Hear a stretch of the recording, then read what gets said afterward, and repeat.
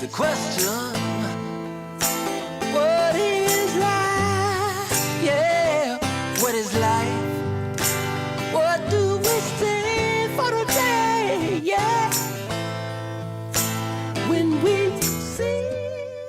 Bem-vindo e bem-vindas. Este é mais um Crivelli Convida. Você está no canal do YouTube de Crivelli Advogados ou na nossa página, nossa fanpage no Facebook. Esse é o 31º episódio.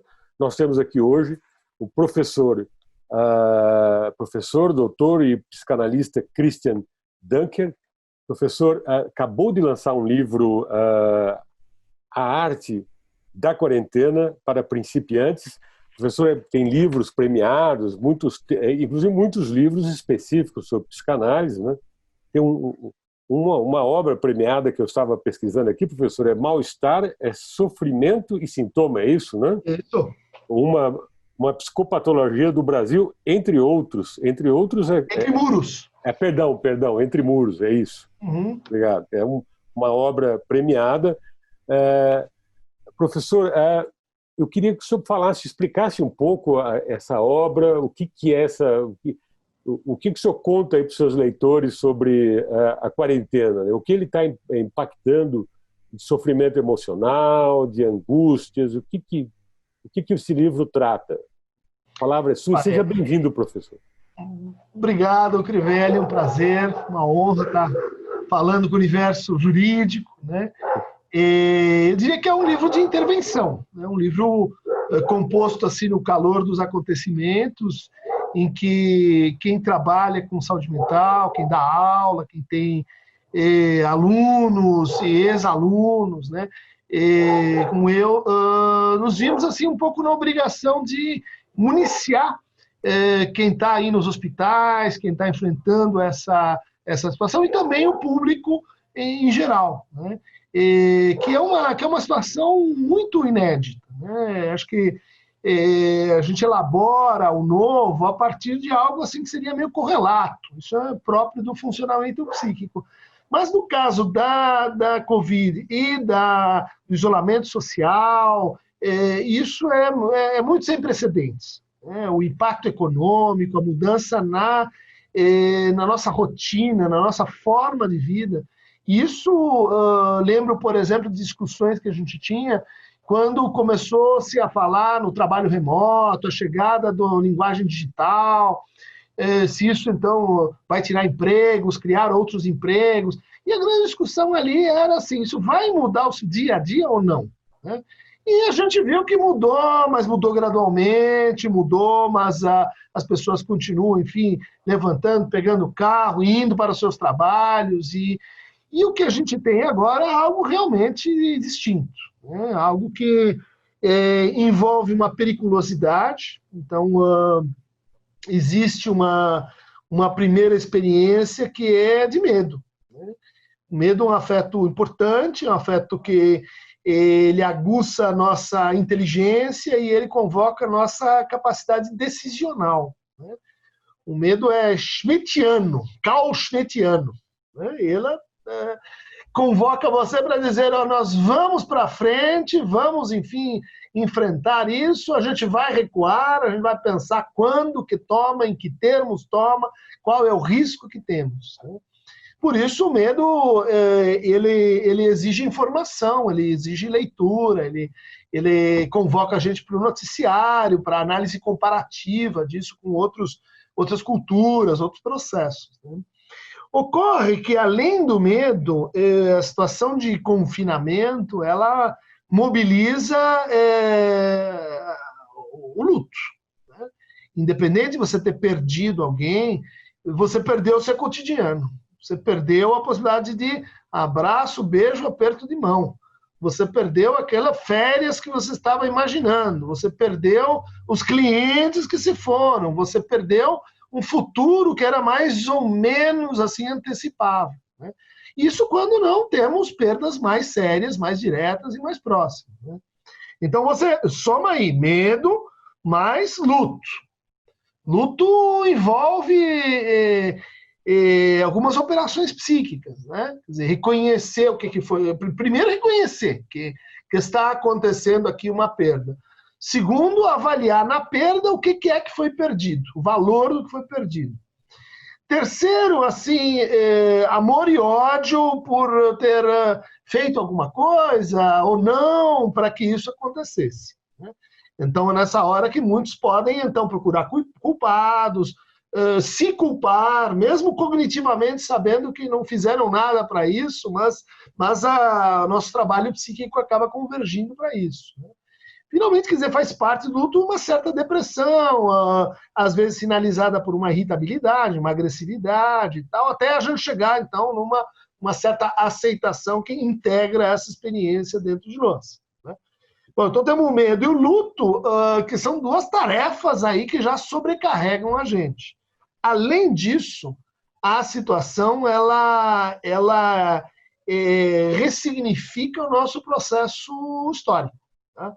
Então, ela é um marco em relação à polarização discursiva, em relação à crise política, em relação à pauperização econômica, em relação à instabilidade institucional. Quer dizer, não é uma pandemia que acontece no vácuo, né? Ela acontece em processos e momentos muito específicos da história brasileira contemporânea, né?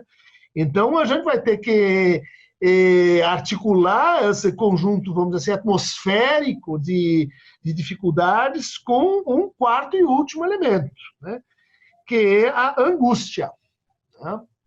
Uma vez que a gente é privado de, para muitos, sexo, proximidade com pessoas queridas, proximidade com práticas de redução de ansiedade, né?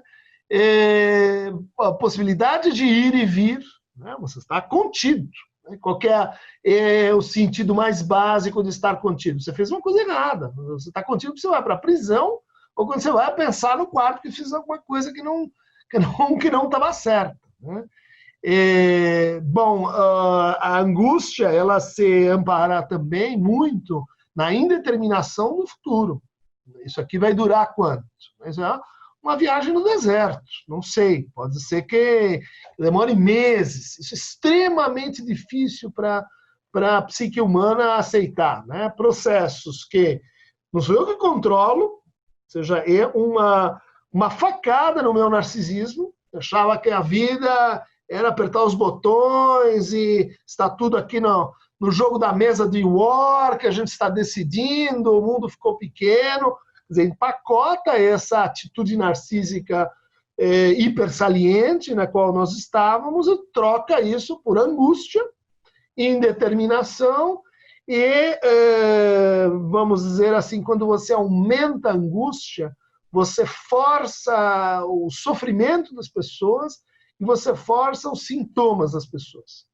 Então, fóbico vai ficar mais fóbico, obsessivo vai ficar mais obsessivo, paranoico mais paranoico, o delirante ele vai incorporar isso no seu sistema delirante, e assim por diante. Então, o que a gente tem é uma paisagem de extremo trabalho psíquico. Por isso as pessoas estão sonhando tanto, tão intensamente, por isso as pessoas estão tão esgotadas, por isso sentem que o trabalho não rende, sente que isso, enfim, tem que ter um fim, mas eu não sei quando, né? Nós estamos expostos a uma situação de, vamos dizer assim, uma convocação para a nossa saúde mental sem precedentes, né? Então, esse livro é uma espécie assim de víveres, né? Que a gente solta lá no Vietnã, no Camboja, para ver se alguém pega e aguenta um pouquinho mais na trincheira, porque é o que dá para fazer, é o que tem para hoje, né? Então, é uma paródia, né, de um manual assim, de autoajuda para principiante, que ninguém viu isso antes, né? E a arte de sobreviver à quarentena, porque realmente cada um vai ter que encontrar o seu próprio tábua de salvação, o seu próprio caminho. As situações de vida são muito distintas, classe específico, tem gente que não consegue manter a compressão territorial ou é incitado pelo seu próprio trabalho a sair. Então, por todos os lados a gente tem aí situações difíceis, né, de vida, com exceção de alguns que estão muito melhor, que quase se curaram das suas transtornos mentais pelas facilidades que essa situação colocou para eles. Mas eu diria uma minoria. Eu tenho até curiosidade de saber os que se saíram melhor. O professor... Depressivos que tinham uma luta diária para eu não quero sair da cama, eu não vou sair de casa, eu não vou tirar o pijama, a vida não merece. E daí agora todo mundo está que nem eles. Fica de pijama, não, só não liga. Você está me dizendo que o ambiente social ficou mais acolhedor, ficou mais igual para ele. Mas assim, normal. Mas realmente assim, nós vivemos, quer dizer, eu acho que a coisa da pandemia, logo quando começou essa coisa na Itália, eu lembrava das conversas que eu tinha com meu avô sobre isso. Meu avô passou pela a gripe espanhola, né? Mas sobreviveu. Mas você ter todo dia em casa, o tempo todo, via internet, via televisão, fotografias de enterros, resultado do número de mortes, quer dizer, a finitude que eu acho que no imaginário lá do começo do século XX vinha no jornal, para quem lia jornal, que tinha que ser uma minoria, era uma coisa de conversa levado. Hoje não, nós estamos todo dia colocando aquilo que a gente tinha, cujos mecanismos de defesa contra a sensação da finitude, que nos faz fugir de enfrentar esse tema no dia a dia, hoje está aberto, né? As feridas estão todas expostas, nós temos que lidar com elas todos os dias. Olhar para ela, olhar para a sensação de que o tempo parou, e a sensação da coisa em aberto, né, que não temos resposta para dar. Agora, isso é uma coisa, isso acrescentando, professor, porque nós temos aqui muitos espectadores que nos acompanham, que são trabalhadores. Né?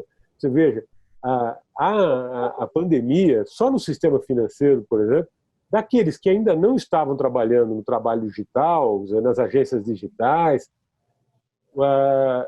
quase que, digamos, 60% foram para o trabalho, para home office.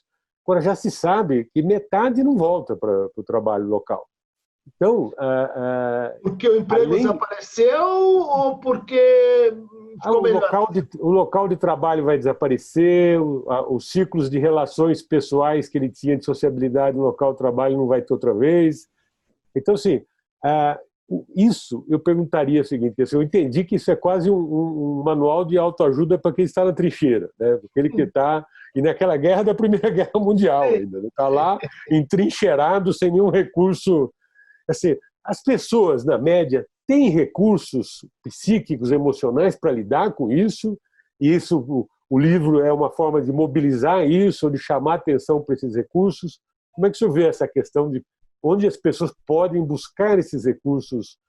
Eu acredito que a boa parte das pessoas podem ter esses recursos. Sim. Estou errado, professor? Não, está perfeito. Essa é a ideia, né, de que a gente tem, sim, esses recursos e que a gente pode mobilizá-los, tem alguns truques, né, ou alguns caminhos para favorecer algumas coisas e não favorecer outras, né? Ainda que genericamente o enfrentamento dessa situação ele tem sido muito interessante, porque as pessoas elas estão descobrindo coisas em si, né?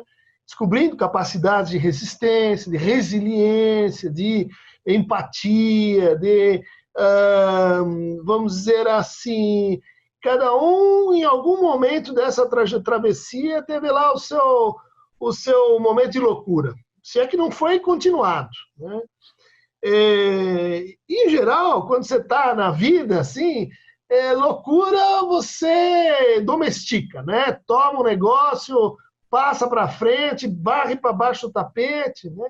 Essa situação é muito interessante, porque ela colocou muitas pessoas um pouco mais em contato consigo, um pouco mais em contato com seus fantasmas, seus temores, né? Com a loucura não é só uma coisa assim desagradável, ruim, desprazerosa, né? A loucura é uma parte essencial de todos nós, né? E isso tem trazido, então, redescobertas entre casais, por exemplo, algumas agradáveis, outras nem tanto, né?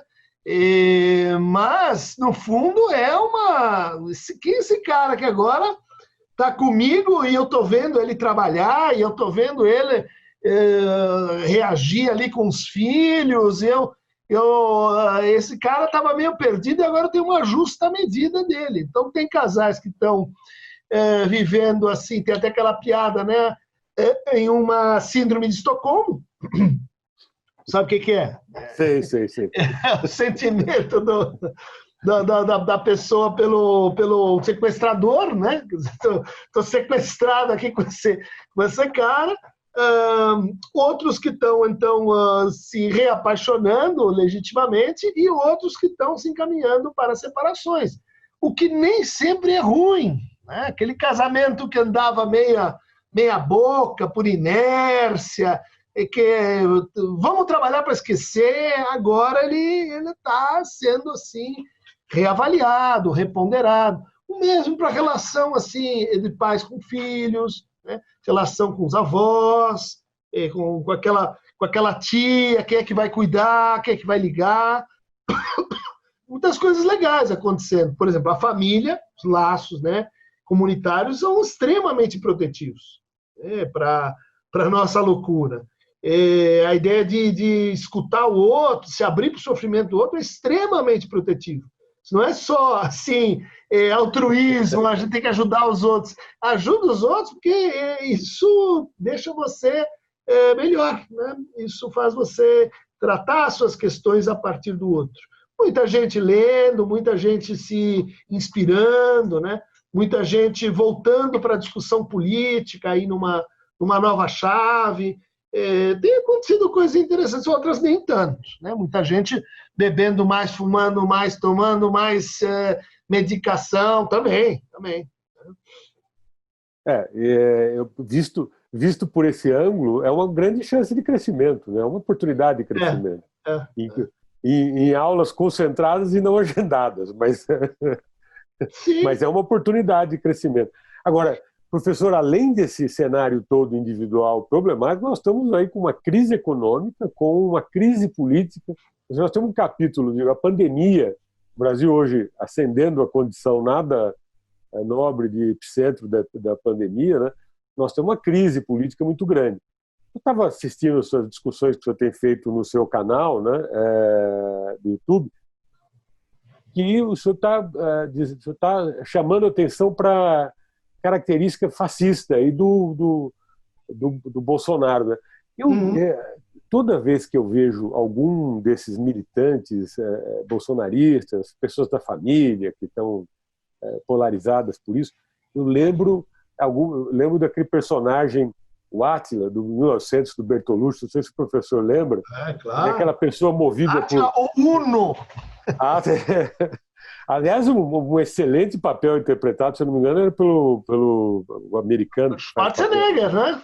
Arnold Schwarzenegger, não. Não, é o 1900 do Bertolucci, acho que é o... São dois... Não é o Schwarzenegger. Não é o Schwarzenegger. Eu acho que é o Von Sydow, acho que é o... Max von Sydow, né? Acho que é o Max von Sydow que faz. Que é um ser mesquinho, cheio de... O que é...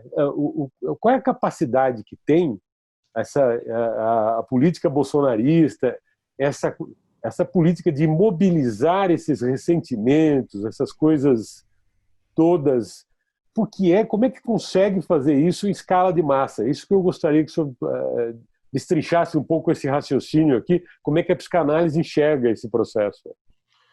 Olha, a gente até tem um livro, né, onde eu participei com um capítulo que a gente tentou fazer uma democracia em risco, né?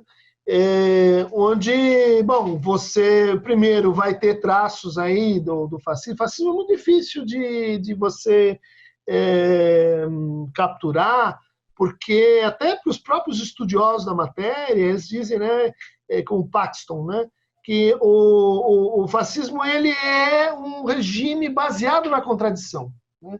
Então, ele há e não há. Então, se você imagina que o fascismo é, bom, Hitler, Mussolini, fascismo europeu daquele momento, não é bem assim, porque um vai ser mais nacionalista, o outro não, um vai ser mais estatista, o outro não.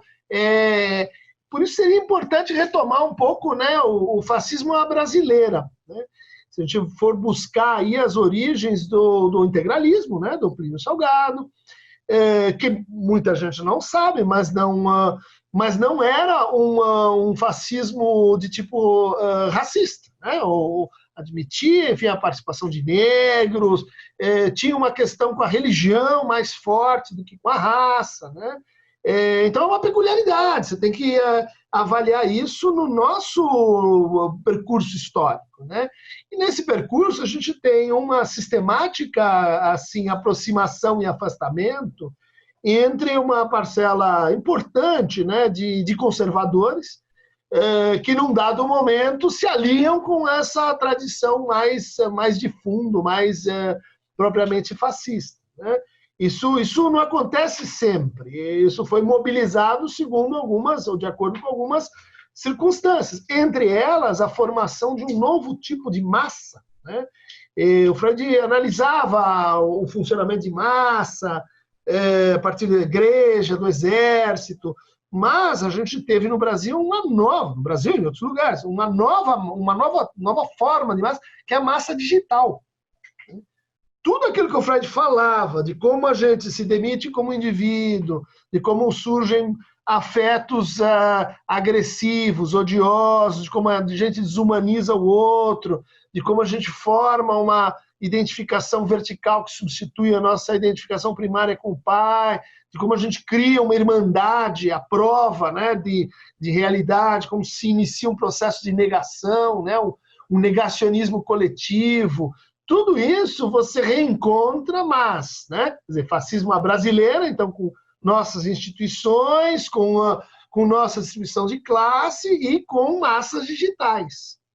Massas digitais que, no caso brasileiro, tem uma característica muito importante e interessante, que é, assim, a quantidade de atores, vamos chamar assim, que, de repente, se viram lançados no espaço público.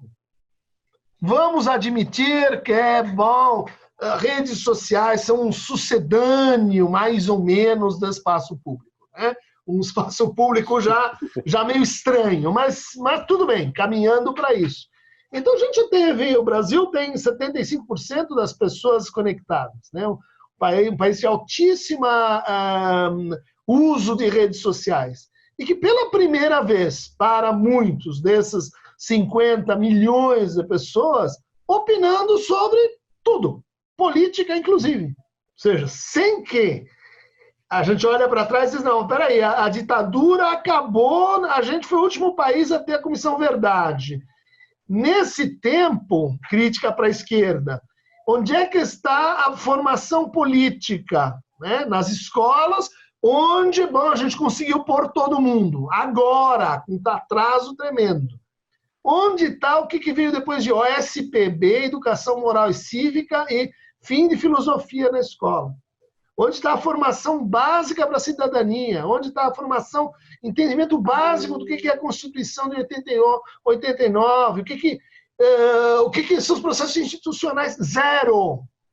Aí você pega 50 milhões de pessoas e diz assim, agora vamos lá, vamos opinar. O que você acha?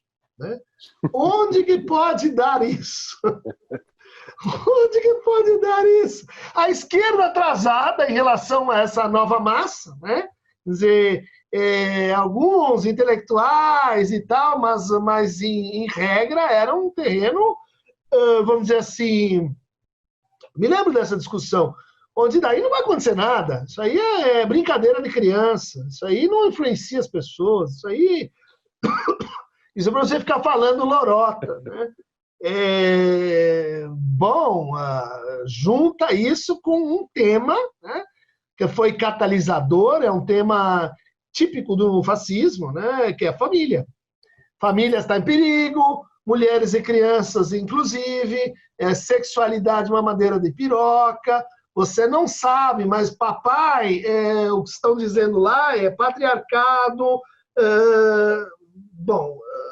A gente, vamos dizer assim, o campo progressista simplesmente minimizou esse processo em massa. Né? o que você tem num processo de massa como esse? Mobilização das pessoas. Isso é traço do fascismo. Ele nunca passa de 30%. Com 15%, ele já faz um estrago gigantesco, porque são 15 em estrutura de milícia. 15 em estrutura de eu estou trabalhando, sou um soldado da SS, eu sou da juventude hitlerista. Então, imagina a sua tia engajada. O tio do churrasco engajado. Quando eu vi o Bolsonaro a primeira vez, eu falei, porque ninguém foi em churrasco no interior de São Paulo. Porque se for o churrasco no interior de São Paulo, sabe para quem esse pessoal está falando. Claro! É isso aí, mas o que eu acho interessante que esse fenômeno que nós estamos vivendo talvez seja o mais próximo desse fascismo brasileiro, né? Porque o fascismo lá da ação integralista que fechou, o epílogo foi aquela tentativa de push, aquela push no Palácio do Catete, eram 30 e poucos jovens engomadinhos, não tinha mobilização de massa, eles não empolgavam massa, né? Não conseguiam mobilizar massa. Eu acho que agora... Mais ou menos, hein? Não, essa discussão na ciência política, o Elgio Trindade continua defendendo que era uma experiência fascista, né? Mas eu acho que a maioria, parece que do pensamento na ciência política tem essa dúvida sobre a mobilização de massa da ação integralista. Apesar de você ter manifestações autoritárias claras, que mobilizavam pessoas, etc. Né? Uhum. Mas agora você tem uma possibilidade, com esse discurso aberto na famosa reunião ministerial de 22 de abril, a intenção de armar as pessoas, quer dizer, um misto de milícia popular com braço armado do Estado, quer dizer, assim, é a coisa mais próxima que surgiu abaixo do Equador aí, de um regime, de uma tentativa de reconstrução fascista. Mas esse discurso que apela para os... Quer dizer, é o tio do churrasquinho, é a tia todos que portam esses valores, que ficaram chocados com essa mudança que o mundo teve, seja a família não é a mesma família de 30 anos atrás, a escola não é a mesma, as comunicações não são mais a mesma. Agora, como é que as pessoas que olham o vizinho, olham à frente, vê como conseguem construir um processo de negação e não perceber que a família não é mais a família de 30 anos atrás, né? Você pode criar uma fábula que seja possível, quer dizer, você pode entrar num templo, fazer uma confederação de igrejas aí para dizer que é para manter, mas assim, é só andar, se você andar 2, 3 quadras nessa cidade, você descobre que a família não é mais aquela, é uma outra família que está no lugar, né? Então, como é que esse processo de negação se torna um fenômeno de massa, professor? Então, isso que você está falando é muito interessante, porque desde sempre a família se organiza por uma espécie de mítica, né, no sentido da oralidade, em que a gente a sente ameaçada e a gente tem um sentimento de que ela é eterna, né, como a ideologia. Então, essa ideia de que ela mudou e que a gente não percebe, ela não funciona, porque desde o começo da modernidade a autoridade do pai está caindo e desde o começo da modernidade a gente está dizendo, não, a família está sob bombardeio. Quer dizer, não é por um esclarecimento, vamos dizer assim, empírico, que essa narrativa ela se transforma. Ela é, no fundo, a narrativa que vai capitalizar robesianamente a propriedade, né? A sua propriedade, né? E daí por que isso tem que ver com feminismo, por que isso tem que ver com machismo, porque são as suas propriedades que estão em jogo, né?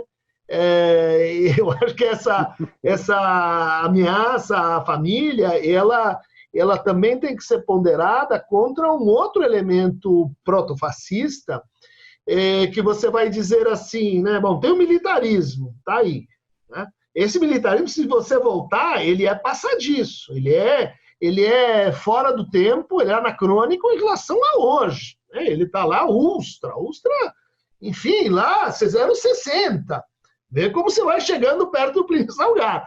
Tudo bem, não é tão longe para você fazer a ligação.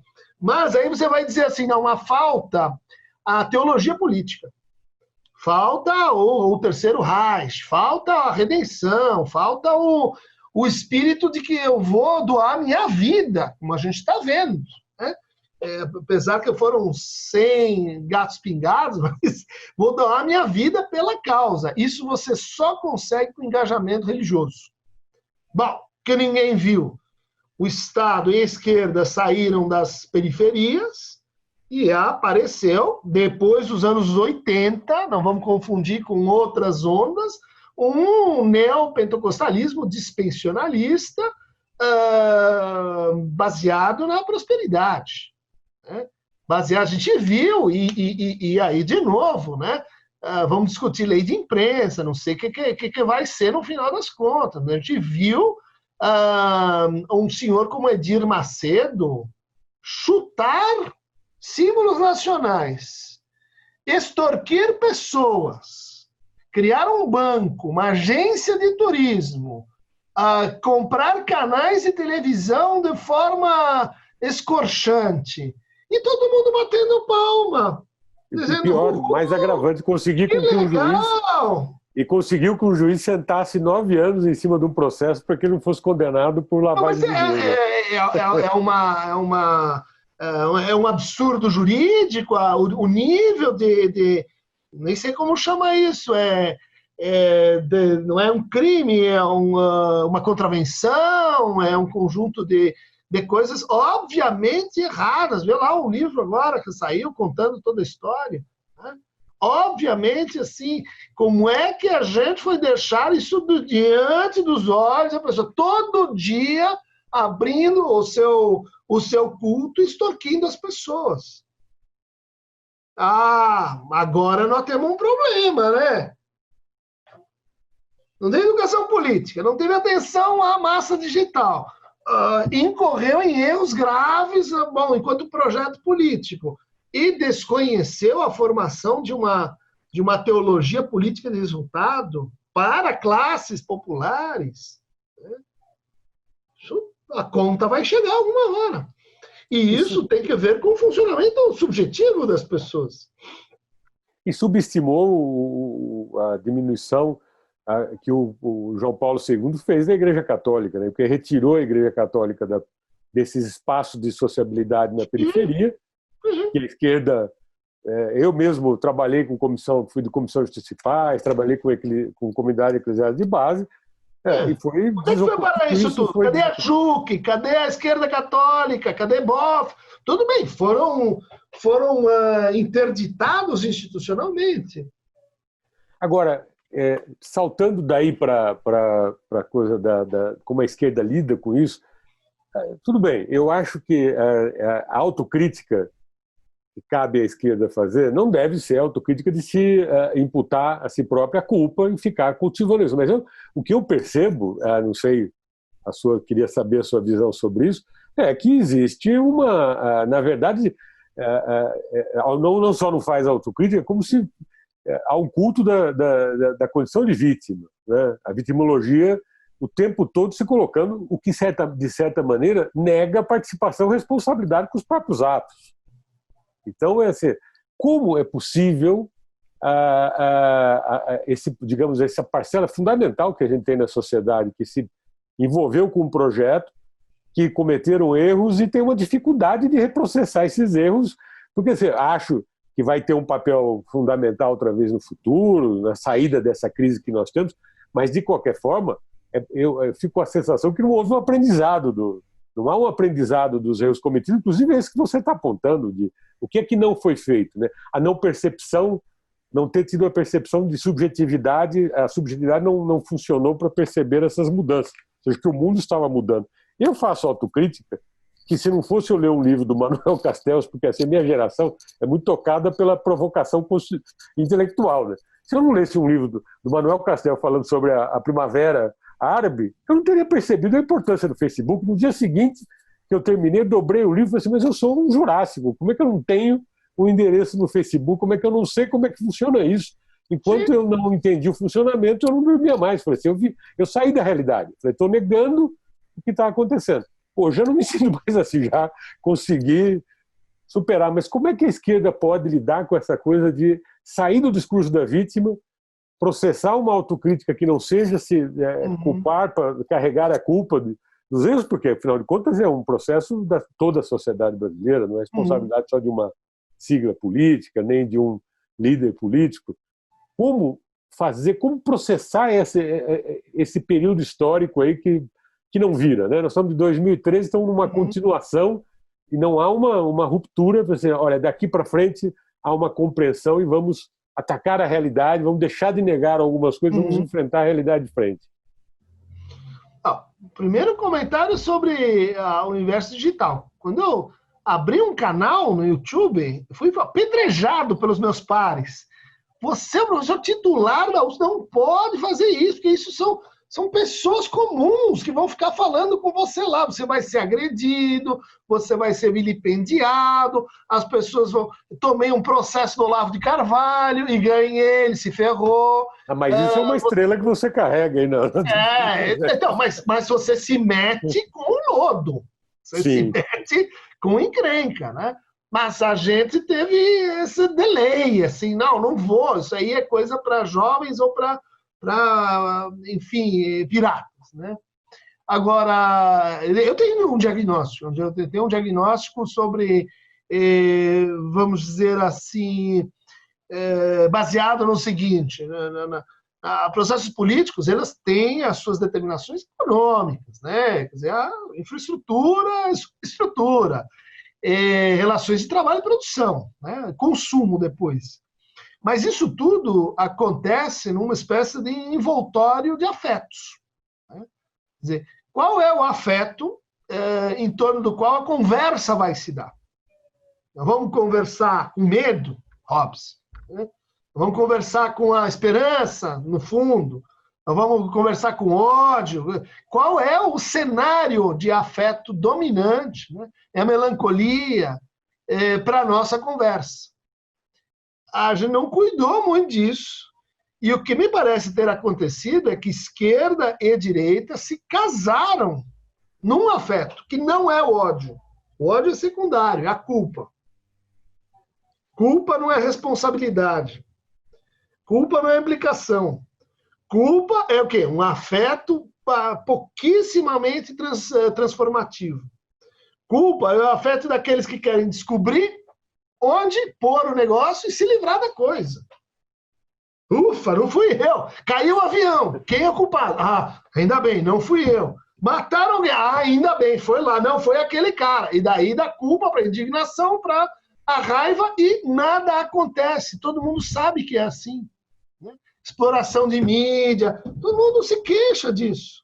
Mas estamos casados num afeto que é... O problema começa não com diagnóstico, começa com culpa.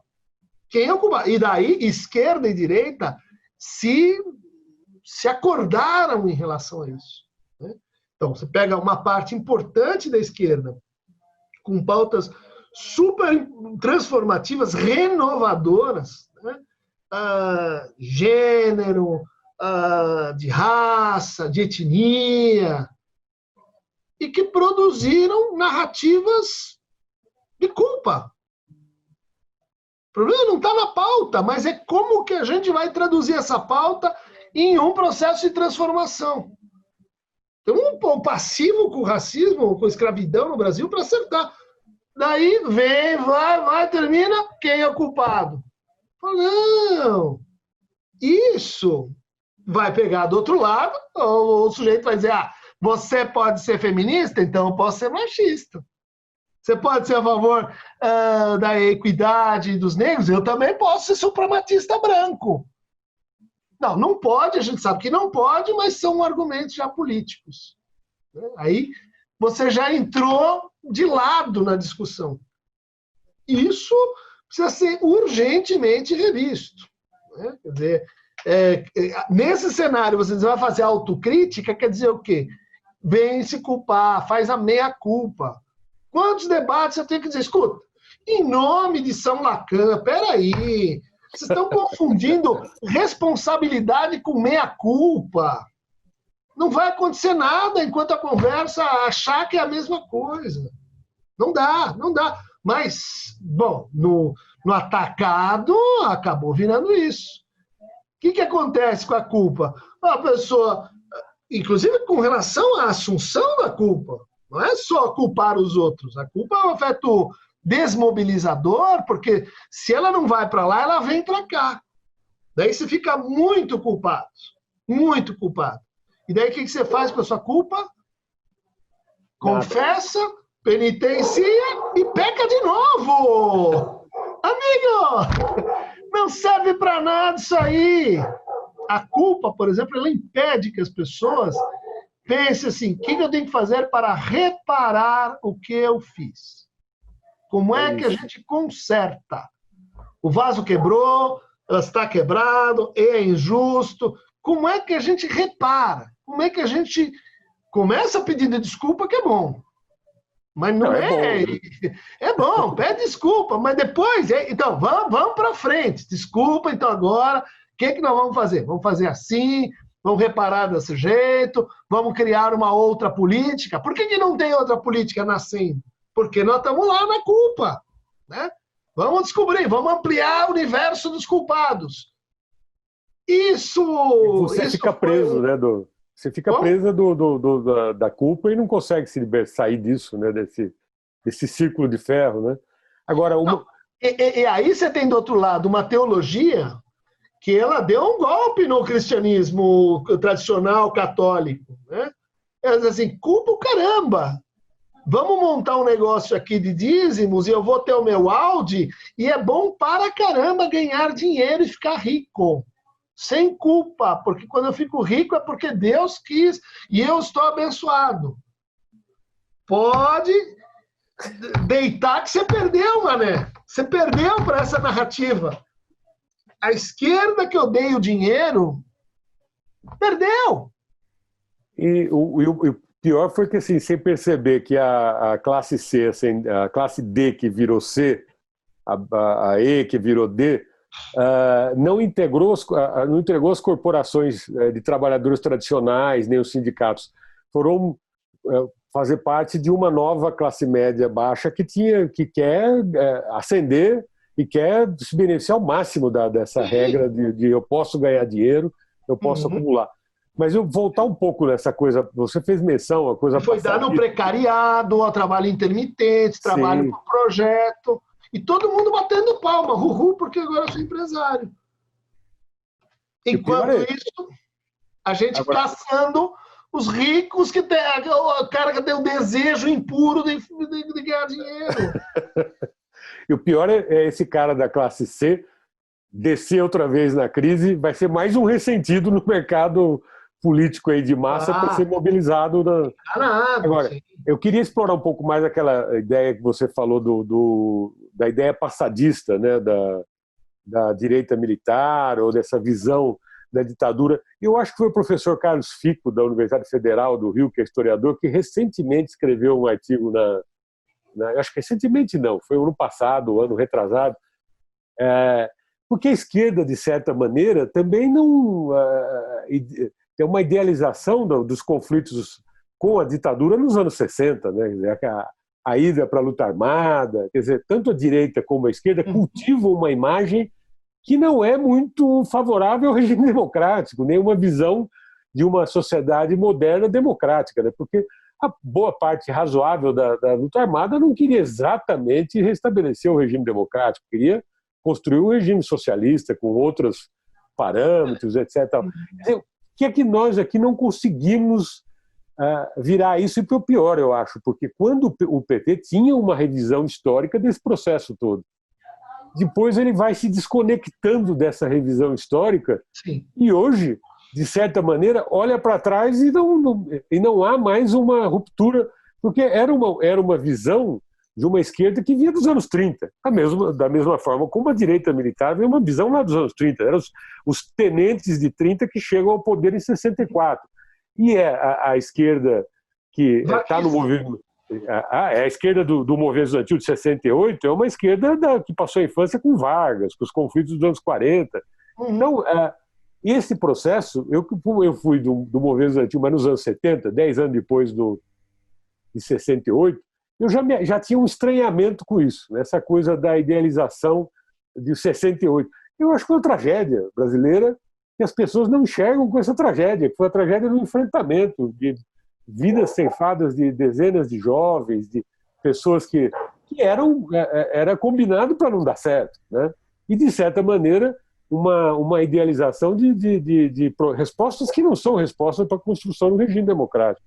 E eu vi como é que você trata com os sentimentos passadistas, que são coisas que perpassam também por pelo nosso pensamento aí progressista, né? Mas aí você vai pensar, vamos dizer assim, ao nível de fragmentação que a gente tinha da esquerda sob o regime militar, né? Então, desde Val Palmares até Ulisses Guimarães, sei lá, De Fore, Fernando Henrique, essa, vamos dizer assim, desorganização institucional das formas de expressão política, que eu acho que fez muito mal para o país, né? A gente tem acordos que são assim, meio de ocasião, que são contra um inimigo, que são contra um mal maior. Isso foi se estabelecendo, né, como regra para a composição da geografia política, né? Vejo que, bom, tem uma esquerda com ideais, vamos dizer assim, militaristas, mas eu não diria que ela é assim a mais proeminente, nem a que jogou um papel mais importante nos últimos anos, né? Eu lembraria aquela hoje não. Lula, quando perguntaram se ele era comunista, ele respondeu: eu sou torneiro mecânico. É bem interessante, porque, enfim, mostra um pouco do tipo de composição que a gente foi fazendo. Acho que essa composição, olhando para trás, você diz assim, poderia ter sido diferente, né? Vamos lembrar, Lula perdeu 3 antes, né? A esquerda estava, vamos dizer assim, muito combalida, e naquele momento era óbvio que se não mudasse alguma coisa, não ia acontecer nada. Bom, tá bom, então inventa-se o presidencialismo de coalizão, faz os acordos, cumpre um projeto. Eu acompanho a interpretação do André Singer. O lulismo foi bem sucedido. Ele fez tudo o que ele poderia fazer, né? Em termos de inclusão, de mobilidade social, com a matéria-prima que ele tinha. Acordos com o PMDB Centrão, corrupção, inclusive. Mas é um projeto realizado, né? Eu acho que as pessoas elas têm dificuldade como casamento, sabe? Acabou, tem algum culpado? Não, acabou porque deu certo, vocês fizeram tudo que tinham que fazer naquilo que vocês tinham. Agora, ou inventa outro, ou acabou, né? Quer dizer, nós estamos num momento assim, não... Então, você dizer nessa hora, faça a minha culpa, faça autocrítica, o cara vai falar, se você tivesse me dado um congresso XY, um crescimento W, talvez poderia ter feito muito mais. Sim, errou lá na escolha dos ministros, mas no atacado foi bem sucedido. O problema é que... concordo com isso. O que a gente vai fazer com esse processo que é de luto, né? Encerrou um capítulo, né? E a gente tem que agradecer esse capítulo para ir em frente, né? Para abrir o livro outra vez, né? Abrir o livro outra vez, né? Que é de 2013. Esse luto começa em 2013. Né? A sensação de perda das ruas, perdeu as ruas, sim, não soube lidar com o problema, que a gente vem... E é impressionante que a direita brasileira não percebe que a esquerda tem um papel fundamental nisso, né? Eu acho, a minha opinião pessoal, se a esquerda não encontra a saída, a direita também tampouco terá a saída, porque a modernização do Brasil depende muito do posicionamento da esquerda, não mais da direita, porque essa direita é uma direita jurássica, né? A formação e a direita militar é pior ainda, né? A impressão que a gente tem é que eles estão parados nos anos 40, nos anos 50, e agora neoliberais, né? Não tem nem projeto mais. Essa é a pergunta que eu faço toda vez quando eu vou debater com Pondé, com Olavo de Carvalho, Rodrigo Constantino. Falam, cadê o pensamento de direita conservador nesse país? Como a gente já teve, Roberto Simonsen, Roberto Campos, sei lá, o José Guilherme Melchior. Teve gente ótima no pensamento conservador, não fascista. Né? Não isso aí que está aí, esse tosco. Você citou o Melchior, que tinha uma capacidade de elaboração sofisticada, né? Não era um... Sim. Realmente... Nelson Rodrigues, se você quiser, né? Dando assim a chave. Esses caras fazem bem para a esquerda, porque eles representam um debate.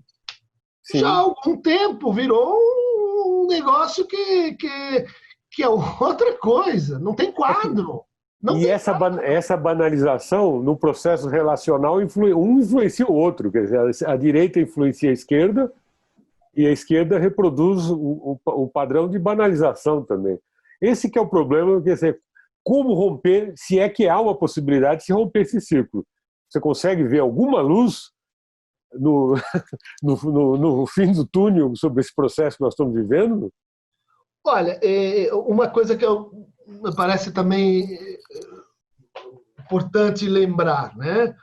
O que a gente achava que era a história? Portões se abrindo? Uhul!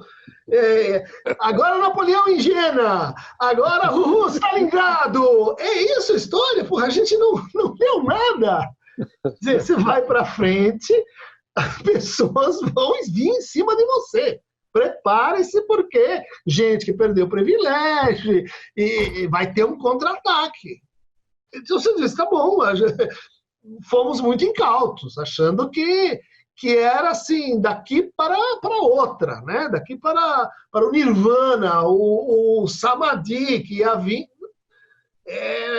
Não é história, não funciona assim. Né? Então, acho que foi muito interessante que a gente tomou uma virada assim, espetacular, né? Que desorganizou a direita. Né? Quer dizer, o que vai ficar para a história disso aí? Né? Moro corrupto, correndo atrás de corruptos. Os generais, depois de 40 anos de vergonha, se metendo no mesmo buraco de novo.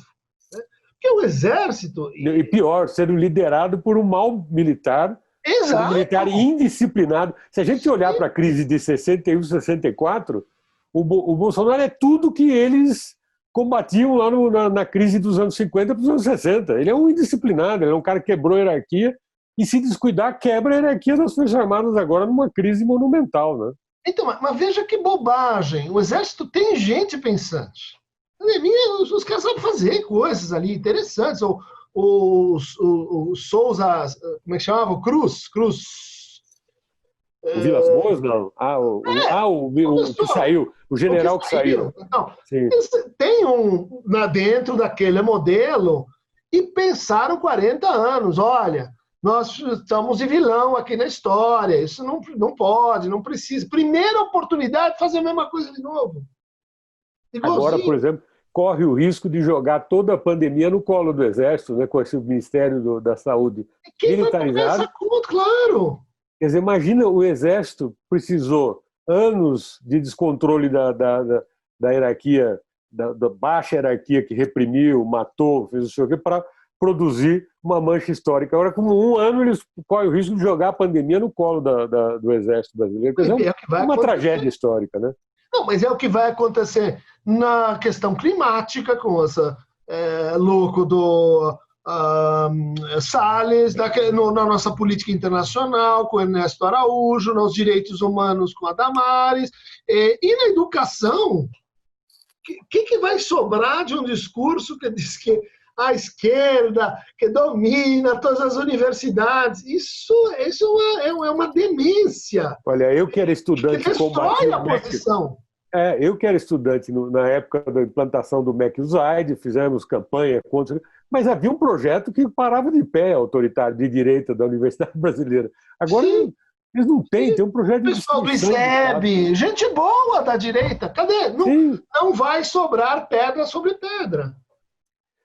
Professor, nós estamos conversando há 50, quase 55 minutos. Nós já terminamos o período aí, regulamentar do divã freudiano clássico. Eu acho assim, se eu quiser fazer as últimas considerações, eu estou achando ótima essa discussão. E se tiver a oportunidade de continuar, de retomarmos essa linha em outro momento, desde já fica aí o convite. A palavra é sua para encerrar, que nós estamos com exatamente 55 minutos. Então, encerraria com uma mensagem para o universo jurídico, né? Acho que aqui nós vamos dar as voltas com o pessoal da toga, né?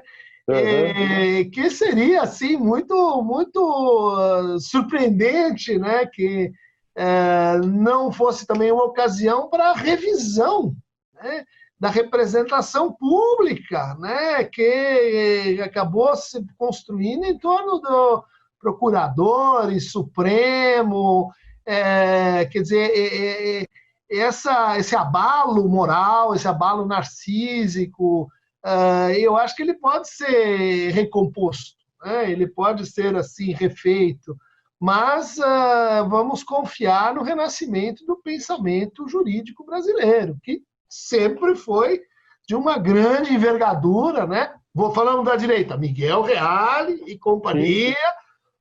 Chegou a hora de pensar. O que eu vejo é que aquela cultura jurídica virou assim cultura de marketing, agência de marketing, pô.